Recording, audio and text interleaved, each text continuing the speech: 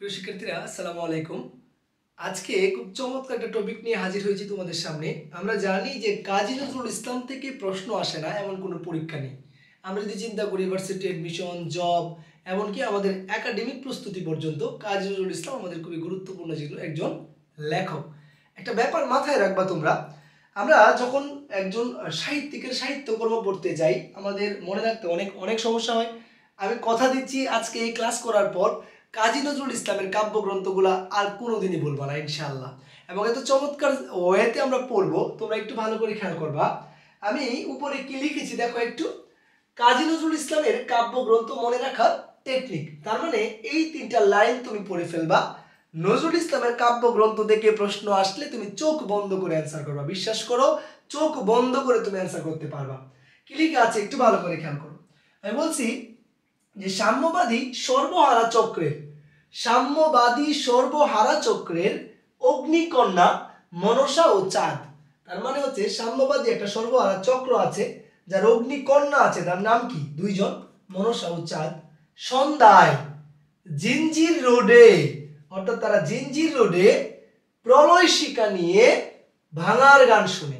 একটু ভালো করে খেয়াল করবা, একটু মজা করে পড়বা তোমরা। অর্থাৎ সাম্যবাদী সর্বহারা চক্রের অগ্নিকন্যা মনসা ও চাঁদ সন্ধ্যায় জিঞ্জির রোডে প্রলয় শিকা নিয়ে ভাঙার গান শুনে। একটা লাইন চলে গেল, এটা শুধু মনে রাখবা। অন্যদিকে সিন্ধু, অন্যদিকে কি? সিন্ধু পূবের হাওয়ায় ছায়ানটে বসে দোলন চাপার গন্ধে বিষের বাঁশির সুরে চিত্তকে ঠান্ডা করে। তার মানে হচ্ছে অন্যদিকে সিন্ধু পূবের হাওয়ায় ছায়ানটে বসে আছে, দোলন চাপার গন্ধে বিষের বাঁশির সুরে চিত্ত মানে অন্তরকে ঠান্ডা করে। প্রিয় শিক্ষার্থী, আমি কথা দিচ্ছি তোমরা যদি একটু মনোযোগ দিয়ে পড়তে পারো তাহলে আমাদের আর নজরুলের কাব্যগ্রন্থ কোনোদিনই আমরা বলবো না। একটু দেখো কি কি কাব্যগ্রন্থ আছে। এক, সাম্যবাদী, আমরা জানি। দেখো আমি নিচে কিন্তু লিখে দিয়েছি, একটু মনোযোগ দিবা। সর্বহারা চক্র বলতে আমি এখানে কি বুঝিয়েছি দেখো, চক্রবাক। জানি অগ্নি কন্যা বলতে এখানে অগ্নি আমি নিয়েছি দেখো, অগ্নিবীণা।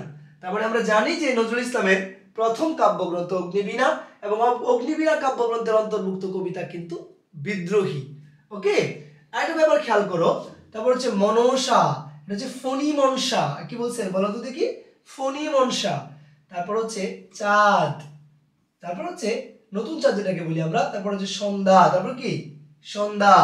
তারপর হচ্ছে জিঞ্জির, এখানে কিন্তু লেখা আছে দেখো তুমি, জিঞ্জির। তারপর প্রলয় শিকা, এই যে দেখো প্রলয় শিকা। তারপর হচ্ছে ভাঙার গান, এই যে ভাঙার গান একটা কাব্যগ্রন্থ। সিন্ধু মানে হচ্ছে সিন্ধু হিন্দল, সিন্ধু হিন্দল। পূবের হাওয়া, ছায়ানট, দোলন চাপা, বিষের বাঁশি, চিত্ত নামা।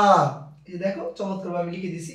তার মানে নজরুল ইসলাম আমরা যদি দেখতে পাই উনি 22টার মতো কাব্যগ্রন্থ লিখেছেন। এখানে আমরা কয়টা পেয়েছি?